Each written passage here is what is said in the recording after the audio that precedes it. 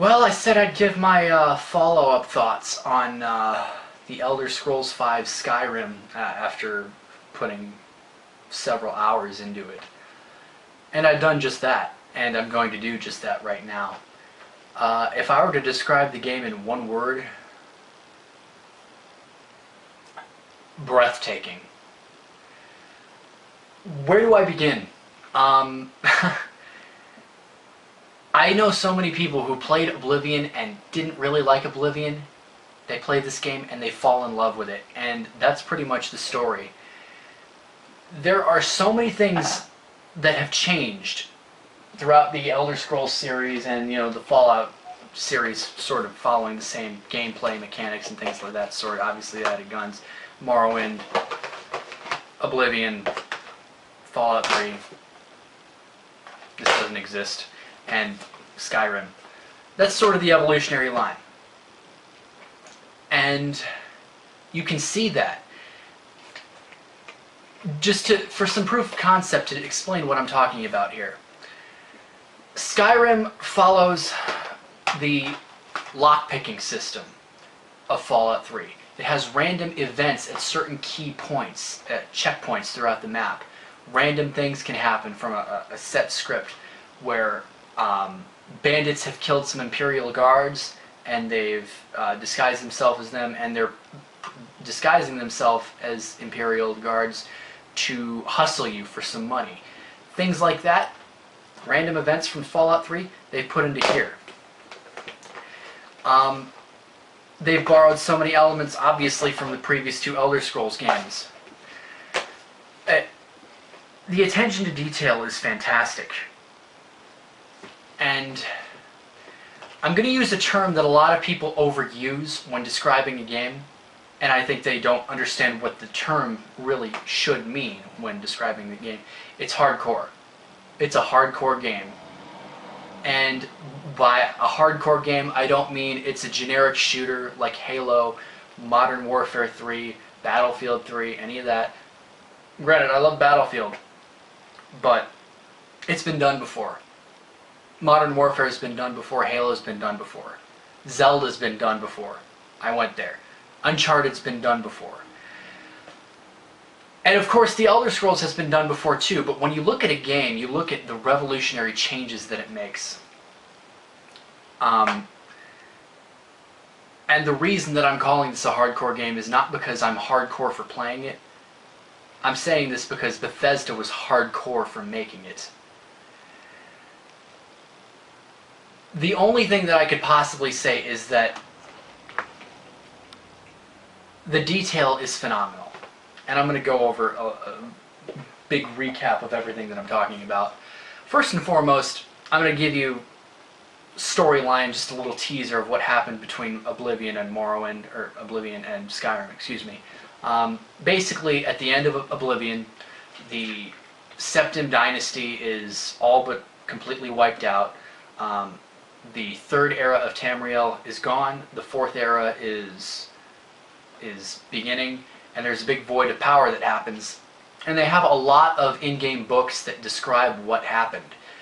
Essentially, about 150, 170 years or so after the Oblivion crisis, the elves banded together. Not all of the elves, but the Somerset Isle High Elves and the Valenwood Wood Elves, the Bosmer and the Altmer, sort of merged together to form what's called the Altmerry Dominion, and they completely pimp-slap the Imperials, and they sack the Imperial capital, and they have the Empire at its knees, and the Empire does come back and they do win the war, but they don't want to screw with the Thalmor anymore, the Altmerry Dominion. So they basically set in place a ban on all worship of Talos, Tiber Septim. So basically the fundamental idea behind that is that the elves don't look upon Tiber Septim as a god, he was a man, so banning all worship of Talos. So it's the 8 divines now instead of the 9. The 8 and 1 it was called in Knights of the Nine, I think it was. So that caused civil unrest, and that led to a civil war between the Imperials that were in control of Skyrim and the rebel group called the Stormcloaks that see the Imperials as weak, as bowing down to their new elven masters, and are essentially trying to take Skyrim back for the Nords. And I'll get to that later in a second. It's just a philosophical, gaming, and cinematic undertaking, and Bethesda has delivered completely. First off, the gameplay, the most important part of the game, it delivers. It's so much like what it was in Oblivion, hack and slash, spell slinging, but it does it right in that the gameplay styles of your choice are completely customizable. You aren't limited to, having something, just having a spell in your hands, taking up both hands, or having a sword but not being able to use a spell at the same time. You have one hand and you have an offhand. Your main hand can have anything in it. Your offhand can have anything plus a shield in it. You can't dual wield shields, that'd be a little stupid, but everything else is pretty much doable. You can have two spells. You can have a shield ward up for one spell. You can have an offensive spell for your other spell. Anything you can think of that would combine two hands together. You can have a healing spell and a sword up. It's just phenomenal. And of course the generic sword and shield combo is an old classic, but it's very effective. You can dual wield weapons. Anything that you can want to do with two weapons. Obviously there's no guns in this game, but fireball is the next best thing. Anything that you could want to do with a magical medieval era set game, you can do. You can summon, you can raise dead bodies up to fight for you. The level of gameplay is just fantastic, and that goes into the perk system, which they've sort of taken from Fallout 3, but they've tweaked it so that it's not all just one big set of perks that happens. There's actually perk trees. And the idea behind the perk trees is that you are customizing your character from start, when you are just at the start of the Executioner's block, you're level 1, all the way to the end of the game. I think the end level is something like level 82, level 83, something like that. It's not important. But the leveling system is done so much better than it was in Oblivion. In Oblivion, you had this crappy system of major and minor skills, and when you leveled your skills up, depending on what you did, you had a set of stats that you could choose from, and it made sense. I mean, the more you use something, the better you get at whatever governs it. Like if it was an conjuration spell, for instance, it increased your intellect. If it was a sword, it increased your strength. If it was heavy armor or something like that, it would increase your endurance, etc., etc. It was good in concept, but in practice it didn't work because the game leveled faster than you did. Unless you did what's called efficient leveling, which was just nothing more than grinding skills out mindlessly, doing nothing but just casting open on an open cupboard just to level your alteration, things like that. It was a good idea, but it was implemented so poorly. That's all gone. There is no stupid crap like that happens in this game. You are as strong as you make yourself because there are only 3 stats in this game. Health, which increases your health, your maximum health obviously, and I think it increases the rate of your health regeneration. Health regenerates in this game. Magicka, which is of course your MP if you want to go by more traditional RPG terms, and it also increases your magicka regeneration, I think it does. And your stamina, which is your energy that you conserve when you run. There's running in this game, and when you use some kind of a physical ability, whether you slam somebody with your shield, which is a really awesome move, or you swing your sword, that consumes stamina. So you have 3 resources. Everything else you customize yourself. The perk trees are fantastic because there are little intricacies to each perk tree. Like for example, one-handed you aren't limited to just using a sword. There are perk trees to specialize into whatever you want your one-handed weapon to be. You can specialize with a sword, you can specialize with an axe, you can specialize with a mace. And each one has its own little benefits that are all pretty practical for gameplay. So you could completely neglect all of that and go with, if you're a conjurer, you could go with a bound weapon. And bound weapons, if you perk into it sufficiently, they can have a soul trap ability. There's so much customization in this game that I cannot go into it in any length of time that would be sane. So, I mean, I'll just leave all the possibilities up to you to imagine. Next, I'll discuss the main quest, which is done so much better than it was in Oblivion and in Morrowind, because as epic as those were, I was the kind of guy, and I know many other people did as well, who just got the initial quest and didn't do anything. I know people in Oblivion who still have the Amulet of Kings despite sinking hundreds of hours into the game. Things like that. In this game, you can do that. You can completely neglect everything after you escape the opening sequence. You can completely forget about the main quest. But if you progress sufficiently into the main quest, you're going to start encountering dragons randomly. And every time you encounter a dragon, whether it's random or if it's a scripted event, you're going to be reminded that there's a main quest going on, and it's kind of your duty to, take care of the dragon problem. And I'm not going to spoil what happens. It's a pretty good main quest, but just even if you complete said main quest, random dragons don't go away, so you'll be able to power your shouts, which I'll get into next. The shouts, from a gameplay perspective, are very, very well done. They sort of tie into some of the lesser used abilities of Oblivion and Morrowind, such as mysticism, how it had the detect life ability, which was useful, but you couldn't be arsed to actually go into a hotkey because there was so many other useful things that you could hotkey. Now you have shouts that can detect life. They have a very short cooldown. Shouts run on a completely different resource system. They just have a cooldown. Certain shouts, which are more powerful than others, take longer to shout again. But they can range from anything from a generic dragon fire breath, which is very powerful, to calling a storm, a thunderstorm down, which it adds a completely new level of cinematic, a completely new cinematic element to your gameplay. You're fighting a dragon, all of a sudden you call a storm, and it starts thundering and lightning down on your enemies. It's fantastic, and it's so satisfying.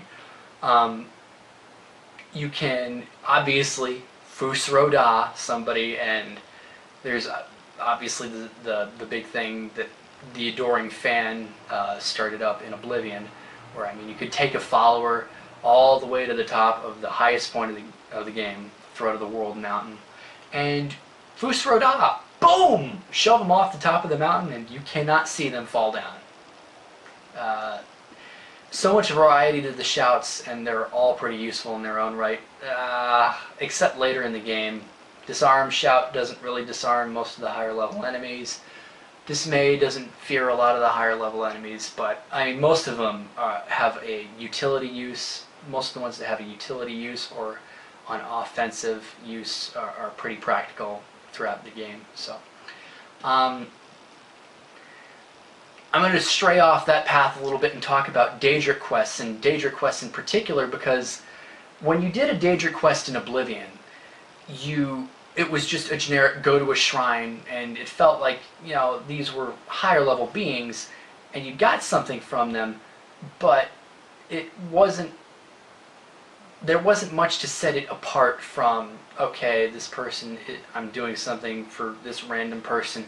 Only thing is, this random person is giving me something shinier and more powerful than some other random person would give me. And that's what the Daedric quests really were in Oblivion.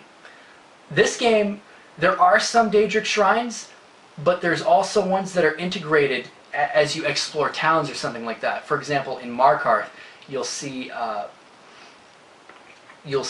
priest of the Nine. I forget which one it is, doesn't matter. you'll see a priest of the Nine outside of a house in Markarth, and you go inside with him. It's a haunted house. It starts shaking and doing everything like that, and there's supposedly Daedra worship going on in there. So, you know, it's like, okay, I'll fight some generic Daedra enemies. But the place starts shaking, and it says, you will kill or you will die. So you have to kill the priest. And it turns out that it's a freaking Daedra running the place. So you don't find the Daedra in this game. Well, you can find some of them. It's more like they find you. And it really feels like these are divine and ridiculously terrible beings that could kill you with a snap of their fingers. And it's really fantastic. It's a small part of the game, but it's just so much better done than it was in Oblivion. Now I'm going to go into some of the other intricacies that don't have to do with gameplay or quests or anything like that. The voice acting is so much better. I can't name any of them particularly by name, but I can tell you for a fact that there's a lot more effort being put into it. There's a lot more variety. Like, all elves in Oblivion had the same voice. Didn't matter if it was a Dunmer, a Bosmer, or an Altmer. They all had the same voice actor. Male or female. Obviously males had their own voice and females had their own voice. Nords and Orcs had their own voice. It was very generic, and anytime you saw somebody of the same race, and they having the same conversation with each other in a room, having the same voice talk back and forth, it was very stupid. And the voice acting is so much better done in this game.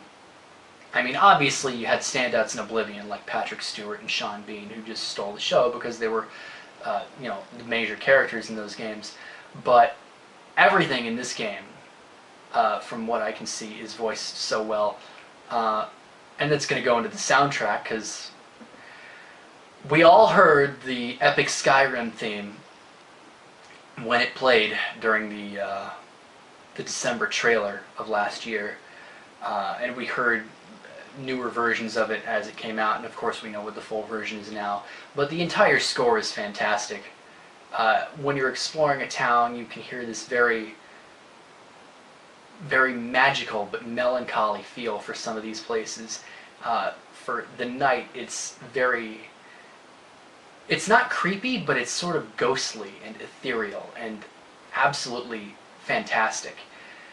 The soundtrack is something that cannot be put beyond words. And of course there's a fantastic battle remix of the main Skyrim theme, the Dovahkiin song, that plays when you fight dragons. Excellent song. There's so much that this game offers, and I'm going to talk more in depth about something that the game has that I mentioned briefly in the introduction, what happens before the game. There's a philosophical debate between the fan base. Imperials or Stormcloaks? Alliance or Horde? Yeah, no. But it's a very philosophical debate, because there is no good or bad side. I mean, you'd think, well, I mean, the Imperials are bad guys. They're enforcing their laws upon this land. But what you didn't hear me talk about in the beginning of it was that the Stormcloaks, the rebels, are very, very racist. They have no love for any other race besides their own, and are especially racist towards Dunmer because they're elves as well. So they get the real short end of the stick. If you are a different looking race, you are pretty much cast out from the Nords, unless you can gain their trust practically. But the other NPCs just, especially in the place of Windhelm, which is the big stronghold for the Stormcloaks, it's sort of depressing. The other races live in this slum-like area, and it's just depressing to see. They're racist, and they don't really have a long-term plan for when they get rid of the Empire, because, well, then the Thalmor are going to be on their asses again, and they're going to have another war on their hands, and they're not going to have the Empire to save them this time. So there is no black or white with either side. You can choose to be on either side. You can choose to help the Imperials regain control of Skyrim and snuff out the Stormcloaks. You can choose to help Skyrim become independent. Or you could choose to not have any place in the war at all, and thus they'll continue to remain divided throughout the rest of the game.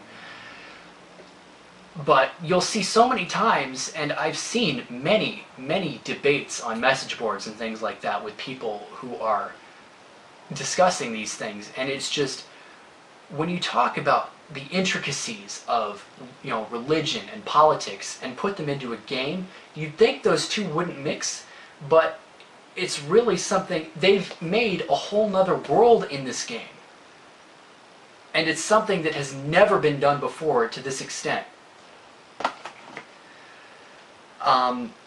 And of course there's going to be the technical issues that the game has. I have had about 3 or 4 freezes throughout my total time with playing Skyrim, which is a lot less than I can say about this tripe. It's an ambitious game, and I kind of expected some technical problems. I haven't seen any glitches or anything of that sort, anything game-breaking like some people in Oblivion and Morrowind had, some people in Fallout did.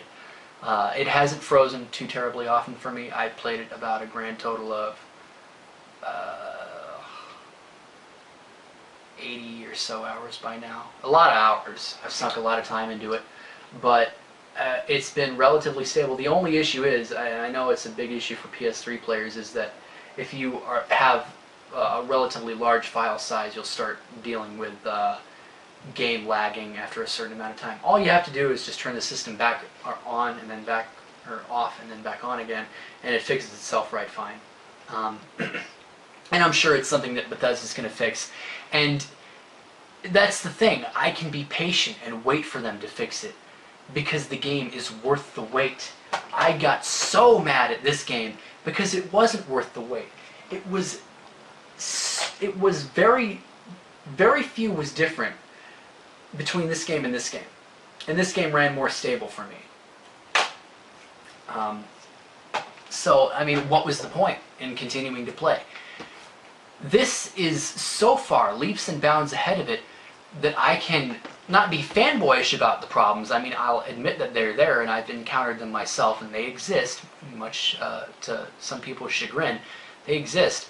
But the game is so well done that you can almost look past it, and you can patiently wait for Bethesda to fix it. And besides that, if you start encountering that problem, you can just start up a different character. Not a new character and completely erase your old stuff, but if you have a very large file and you ran, say, a thief class like I'm running, you could just start the game over as a mage. It's a completely different experience every time you play, and that's the beauty of the character creation system. And it's the reason why there is no way this isn't going to be considered the game of the year by, you know, fans. Publications and stupid shows, things like that. I don't count those as being considered game of the year, because it's just who shovels the most money those publications away. But I cannot play Uncharted 3. I cannot play Zelda Skyward Sword. I cannot play Battlefield 3. I especially can't play Modern Warfare 3, and I can't play whatever Halo games coming out in the future. Obviously not this year, but I can't play any of those, because this has redefined what it means to be a gamer. It's such a world, because, like I said before, this is a hardcore game. I mean, I love Zelda. I love Uncharted. But they've been done before. And nothing has really changed about them. And things have changed, of course. I mean, with Skyward Sword, you have more fluid motion controls, you have the good fusion of graphics, but all I want is a legitimate look at a game from the developer's point of view and say, this is the absolute best that we could have done with it. I mean, you don't need to necessarily rip off the Elder Scrolls series with Zelda, for instance, but that's the thing. Zelda is made as a casual player's game. And that's not knocking casual gamers or anything. It's designed as something that's very easy to get into, very something that you can do on your off time, as a little hobby here and there. Metroid's the same way. Most Nintendo franchises are the same way, actually. Mario too. And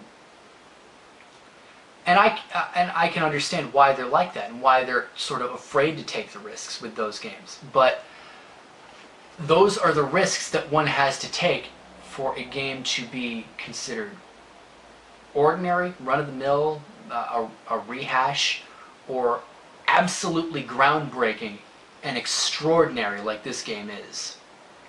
And I know it's very, very early in the decade, but this could be the game of the decade. We'll see what Bethesda cranks out later in the decade, but I've got my hopes high. So hope you all enjoyed my little rant review, so to speak, and I will keep you updated. Have a good day.